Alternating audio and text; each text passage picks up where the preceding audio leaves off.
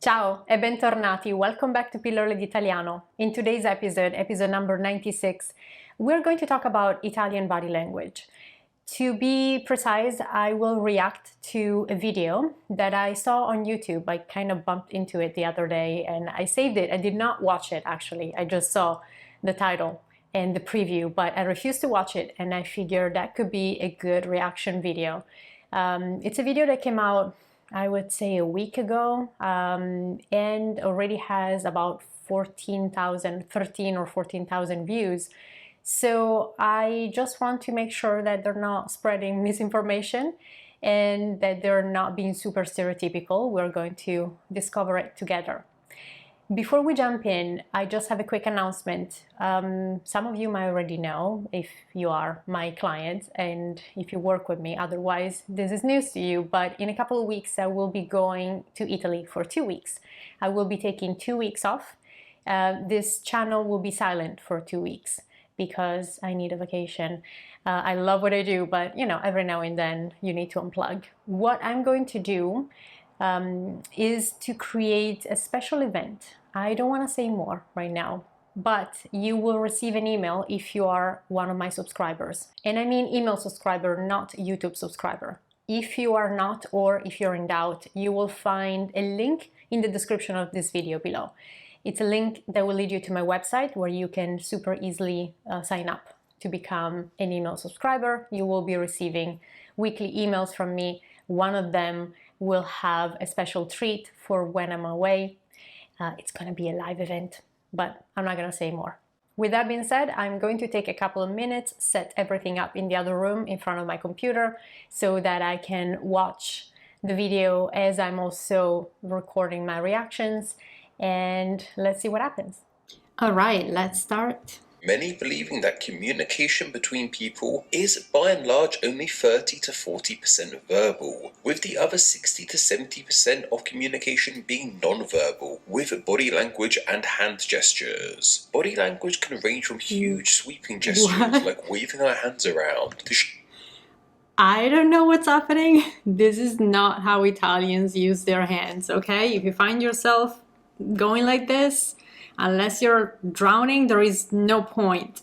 Also, what is he wearing? This is like a weird mixture of, I don't know, like a pan-European, a little French-looking hat, hands that don't mean anything. Also, yeah, don't gesticulate that big, like you might punch somebody without wanting to, especially if you're in a crowded piazza in Italy. So, okay, let's hope that it's going to improve. show how excited we are, to much more subtle things. So I guess that was excitement. Not really. That's not what I do or my friends do when we're excited about seeing each other. Yeah, so let's assume that I want to express how excited I am to see a friend who is not in proximity yet. I can see them walking towards me, but we cannot communicate verbally yet, unless we were to, pull out a megaphone or something like that. So at that point, I want to use my body. I want to use body language to express excitement and to breathe in them. And I might do, instead of a little wave, a big one with 2 hands above my head, right? That type of gesture. I guess this is kind of universal. I don't know if it's just Italian, but that's how I would use my arms to express excitement, not a weird whatever he was doing before. I think that this is definitely what we're seeing in this video is definitely more of a caricature than an accurate portrait. Let's keep watching. Body language is an awful lot like spoken language in the fact that it varies greatly across the globe, with different gestures meaning different things in different parts of the world. For example, the gesture. All right, I agree with the statement. I don't know why we paused on this like creepy moment, but agreed with the statement that body language changes in different countries. You might end up actually doing something that is so commonly associated to one meaning in your country, and then you are visiting another one and you do something that you don't even think twice about, and you might end up insulting somebody. What I learned, for example, is that if you're crossing the street in front of a car who just slow down to let you go. In Italy, it's common to just raise your hand like that. I think in the States as well, you can easily do that, such as, hey, thank you. It's a nonverbal thank you, but not when you go to Greece. If you go to Greece, don't raise your hand. It's an insult. It's like almost like flipping the bird. That's what I heard. Let's see about this gesture. That I think it's kind of universal for come here, vieni qui. Let's see what it says. Gesture of curling your index finger to your palm to beckon someone over is very common in Europe and the Americas. However, this gesture is seen as offensive in parts of Asia like China and the Philippines. Oh, I didn't know that. I had no idea about that. Also, I would not necessarily, even in Italy, in Europe, I would not necessarily call somebody to come over unless I'm very familiar with that person. So that's not something that as an Italian I would just do, like randomly calling strangers. The way I would do the gesture and the way that Italians would do it, I don't know about China and the Philippines, is definitely by just moving the finger. Well, he was doing a bit of this. I don't know, it almost felt like a wave with his hand. The wrist is not moving, it's just the finger. I don't know, showing it from a different perspective. But yeah, so it's just the finger that bends and straightens. That's it. You could just go like this or like this with the full hand, flat palm. Come here. That will be acceptable too. If you're from Italy and speak Italian as your first language, but also speak a second language like English or Mandarin, do you still use your body language when you're speaking your second language? And conversely, if you aren't Italian but speak Italian as a second language, do you use this body language when you speak Italian? And so I can answer that question. It's cultural.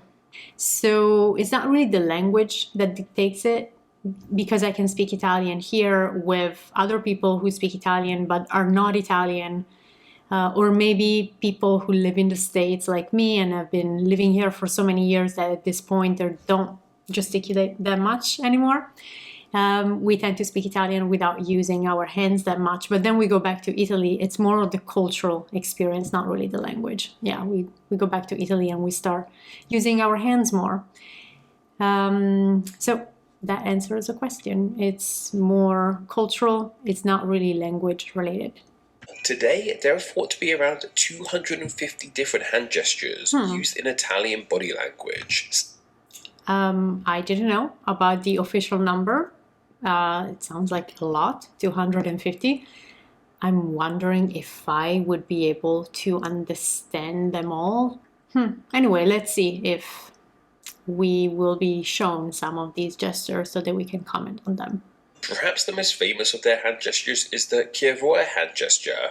Okay, he's about to show it. Let's see how he shows it.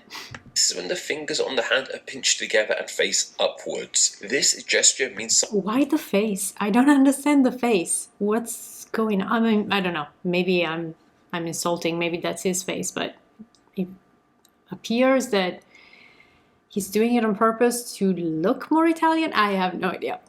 Anyway, let's focus on the hand. The pine cone, yeah, I guess you could see it that way.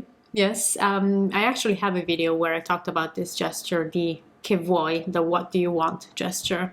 I'll put a link up here in case you missed it. And so, okay, if you look at it from the side, you're shaking the whole shape, the whole pine cone from the wrist up, but you're not using your elbow. Okay, and that is what you want. something along the lines of, "What are you doing?" or "What do you want?" but usually in a jovial manner, accompanied by a silly face, though it can be seen as more serious. Oh, he's trying to do a silly face, because it's usually accompanied by a silly... I don't know if it's accompanied by a silly face. If it depends. Yeah, if I'm pissed at you, and if I'm wondering, what the heck are you doing? I'm not making a silly face. I'm more intense. Like, what the heck are you doing? But I guess I could also be more jovial and make a silly face. Not necessarily that face, but hey, we all make different faces. Two hands? No. I guess two at the same time. What is he doing? if you pull a more serious face. Yeah, no. If you want to use two hands to be more emphatic, fine, but you gotta coordinate them. There is no, I don't know, juggler's move. No, that's not what you're doing. You're not juggling hot potatoes. So two pine cones, fine, but coordinate and move them at the same time. And there is no rotation in the wrist, right? The wrist is just moving the whole pine cone shape back and forth, but not on the side. So nothing along these lines or alternating. That might actually look like something completely different, like let's eat a bunch of stuff, because you're still doing it around your face and your mouth. So if you want to use two pine cones, shake them at the same time, coordinate. And the desire to go get some spaghetti has its own hand gesture too. This gesture is simply called the spaghetti gesture and involves pointing your index and middle finger downwards and twisting them. Okay, yes, I would also use the other hand, the palm, as a plate, and so you could do this. Better with the plate. I mean, I don't know. I always saw it with the fake plate underneath. Once you've eaten your spaghetti, you might want to show how tasty it is. Well, thankfully you can. The yum gesture signalizes that what you just ate was tasty and is done by poking your index finger into your cheek and twisting it around. Yep. So he's doing it correctly. The yum, that was delicious gesture is exactly like that. Your index finger pointing towards one of your cheeks, of course the same cheek as the hand that you're using, right? If you're a lefty, you are going to use the left hand and going towards the left cheek. You're not going to do anything weird like that. And so you point the index towards your cheek and you twirl it a bit. And that means, delicious, buonissimo. You don't need to make the fish face. There is no need for that. Regular face, you can smile a bit because you're happy you just ate something delicious and you go to town. Usually kids do it though, not adults. However, you might want to tell the world it was perfect, and there's a hand gesture for that too. This is the perfetto gesture. This is when you gather your fingers to your mouth, kind of like with the pine cone gesture. I was not expecting that. When I saw perfetto, I made the okay gesture, or yeah, that's what I would associate with perfetto. Perfetto. But this also, it looks like he's smoking a cigarette. Sometimes, I guess old school Italians will do the smack, like a little kiss on the tips of their fingers, like, and then opening. But we would use the same pine cone shape as before. We're going to use all the fingers. So, and then you open it rather than two. No, we don't use two fingers. We would use all of them. It's a bit old school. Not a lot of people actually do it. If I were to see one of my friends, same generation as me, do something like that, it would be kind of silly, as if they were playing the grandpa role. So this is not so relevant nowadays anymore. But maybe in some areas of Italy, maybe more in the south. I don't want to exclude it completely. One thing for sure, you don't use two fingers, you use all of them. It's pretty similar to the OK gesture used around the globe too. Another interesting gesture. Yeah, so just to recap, make sure that we're on the same page here. This and this are two different gestures. And for me, the okay or perfetto will be this one. And this is buonissimo. But this, the kissing your fingertips and then opening the whole hand, is pretty much stereotypical and is not that used. Just so you know. Occhio.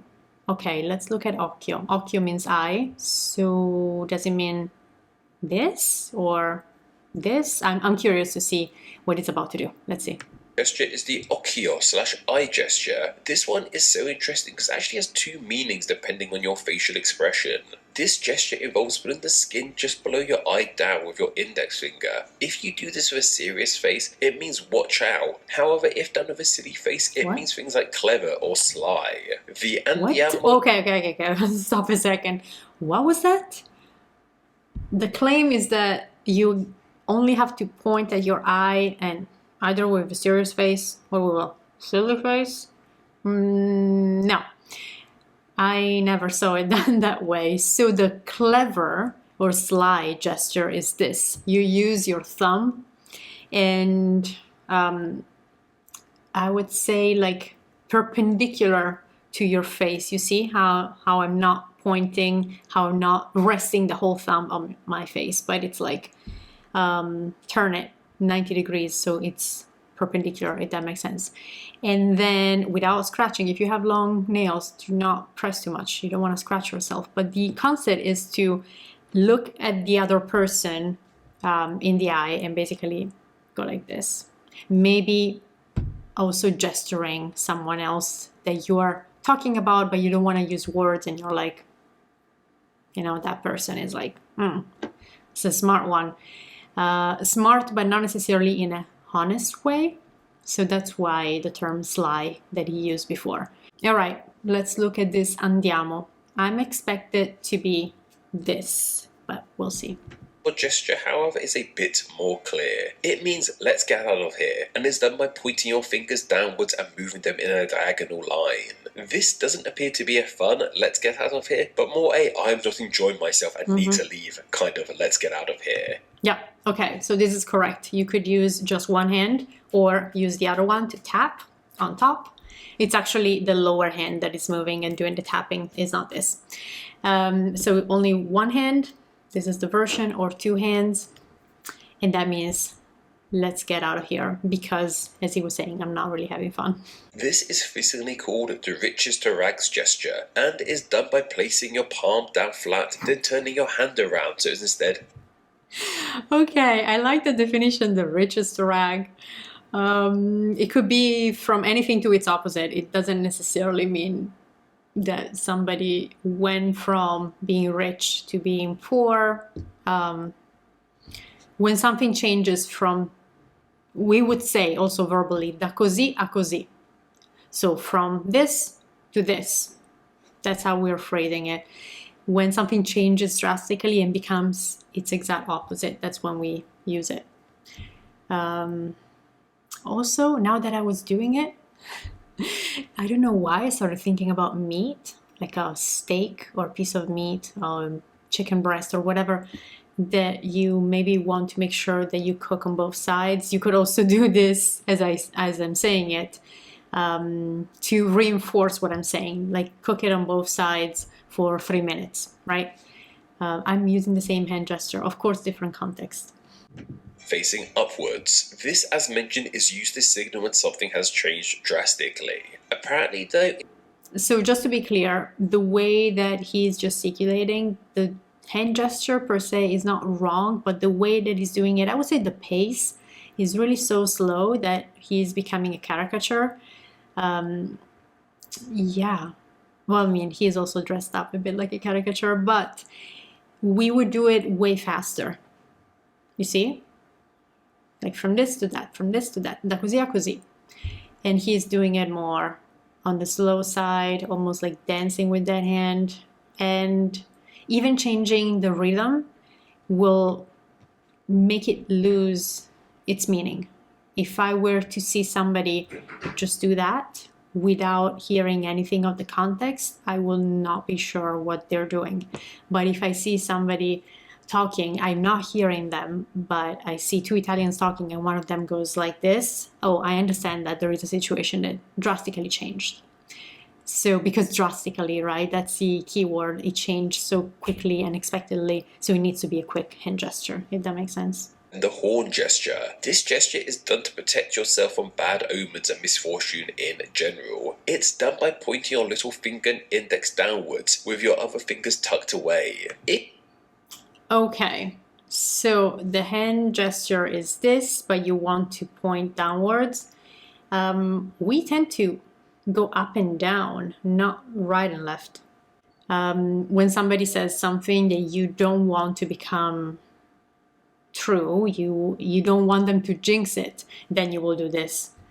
But yeah, it's more of an up and down motion. Use the paura gesture. This is done a lot like the pinecone gesture Oh, by no. spreading Oh, your no. fingers outwards and No. is used to tease. No. You almost got it.